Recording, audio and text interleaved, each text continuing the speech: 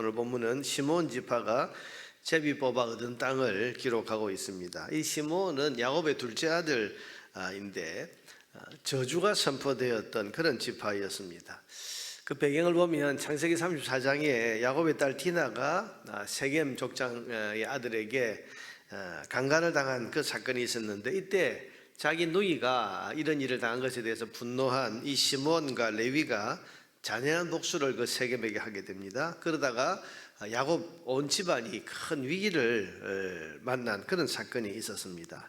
그때 야곱은 그 잔인한 학살 행위를 기억하면서 마지막 이제 그가 죽기 전에 12아들을 놓고 축복하고 또 미래에 대한 이야기를 그렇게 하는 그런 유언을 할 때에 이 시므온에 대해서 저주를 하고 레위에 대해서도 저주를 했습니다. 그런데 그 저주 이후로 이 시므온은 약한 지파가 되었습니다. 민수기에 보면 두 번의 인구조사가 나옵니다. 첫 번째 인구조사는 출애굽하고 첫 번째 했던 인구조사가 있고, 광야 40년 지난 다음에 이제 인구조사가 또 나오는데, 이 두 번의 인구조사 40년 간격이 있는데, 그 인구조사를 보면 시므온 지파는 첫 번째보다 두 번째의 인구가 확연히 줄어든 것을 볼 수 있습니다. 점점 약해지는 지파가 되었던 거죠. 그만큼 이 시므온 지파는 죄로 인한 저주 때문에 약한 지파가 된 것입니다. 이런 상황에 오늘 제비를 뽑아서 땅을 얻는데, 그들이 제비 뽑아둔 땅이 어디라고 나옵니까? 1절에 보니까 둘째로 시므온고 시므온 자손의 지파를 위하여 그들의 가족대로 제비를 뽑았으니 그들의 기업은 어디라고요?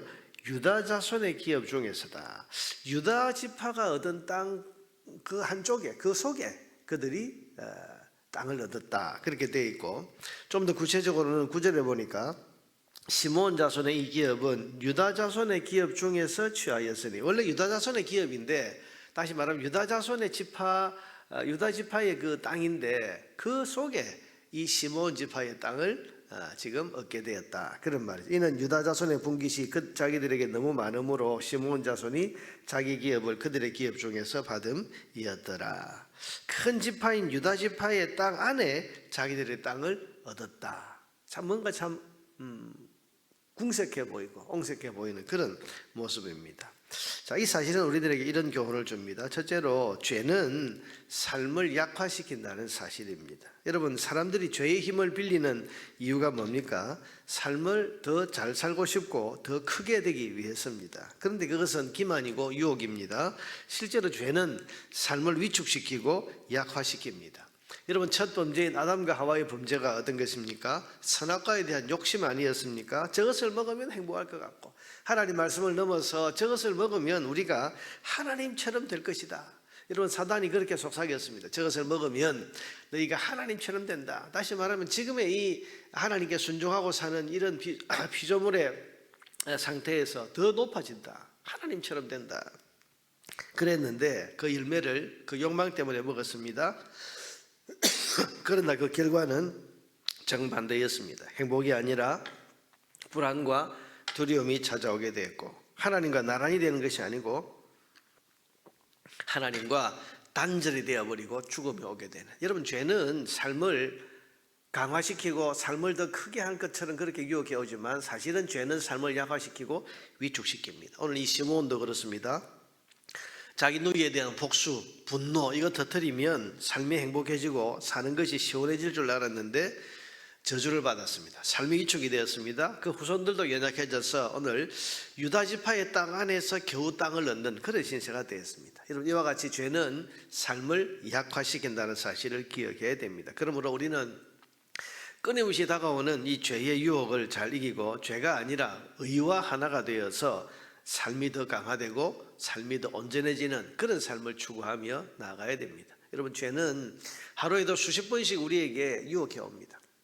죄의 힘을 빌리면, 이 죄에게 도움을 받으면, 그래서 내가 죄에 좀 내 삶을 기대면, 그러면 삶이 더 나아지고 삶이 더 커지고 지금보다 더 나은 삶을 살게 될 것처럼 그렇게 유혹하고 속삭입니다만은, 죄는 삶을 위축시킨다, 죄는 삶을 약화시킨다.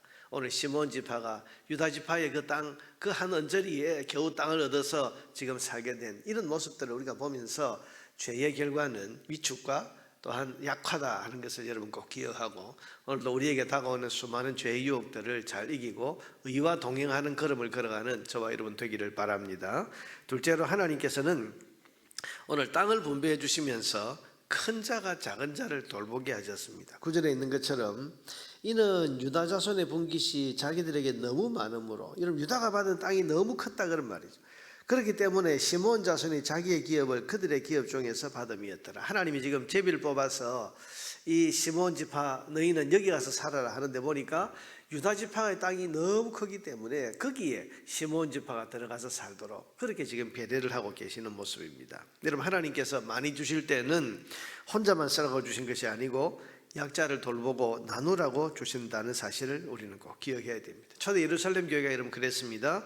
사도행전 2장 44절 이하에 보니까 믿는 사람이 다 함께 있어 모든 물건을 서로 통용했다. 또 재산과 소유를 팔아 각 사람의 필요를 따라 나누어 주었다. 여러분 초대교회 공동체가 성령 충만했습니다. 성령 충만하니까 하나님의 뜻을 따라서 사는 겁니다. 누가 강요한 것이 아니고 누가 지시한 것이 아니지만 자기들이 가진 것이 많으니까 그 많은 것을 가지고 와서 없는 사람들에게 나누어 주면서 유무상통 너 것 내 것이 없이 함께 나누어 쓰게 되고, 그래서 사도행전 4장 34절에 보니까 그 중에 가난한 사람이 없었다. 이는 밭과 집 있는 자는 팔아 그 판 것의 값을 가져다가 사도들의 발 앞에 두매 그들이 각 사람의 필요를 따라 나누어 주었다. 그 중에 가난한, 여러분 초대교회 공동체 가운데 왜 가난한 사람이 없었겠습니까? 그런데 결과적으로 가난한 사람이 없게 되었다. 왜? 밭과 집이 있는 사람이 그것을 다 팔아서 가지고 와서 각 사람의 필요를 따라서 다 나누어 주었다. 여러분 이게 억지로 된 것이 아니고 성령 충만하니까 우리가 하나님의 뜻을 따라서 살아야 되겠다는 그 마음이 강하게 일어나니까 여러분 하나님의 뜻을 따라서 많이 주신 것, 많이 받은 것, 그것을 없는 사람, 가지지 못한 사람들에게 나누어 주고 함께 유무상통하는 그런 공동체를 이룰 수 있었던 것입니다. 사랑하는 여러분, 더 받은 것이 있다면 그것은 사명이라는 사실을 꼭 기억해야 됩니다. 내가 남보다 더 나은 것이 있다면 그것은 자랑거리가 아니라 사명이 있다. 약한 자, 가난한 자와 나누라고 하나님께서 우리 손에 쥐어주셨다는 것을 우리는 잊지 말아야 됩니다. 이제 추석 명절이 다가오고 있는데 우리가 서로 돌아봐야 할 것입니다. 그래서 내가 나누고 내가 돌봐야 할 사람이 누군지를 우리가 깊이 생각하고 잘 살펴서 받은 물질, 받은 은혜를 하나님의 뜻대로 잘 사용해서 물질의 선한 청지기가 되고 우리에게 그 모든 은혜를 주신 하나님의 뜻을 이루는 그런 삶을 사는 저와 여러분 되기를 주의 이름으로 축원합니다.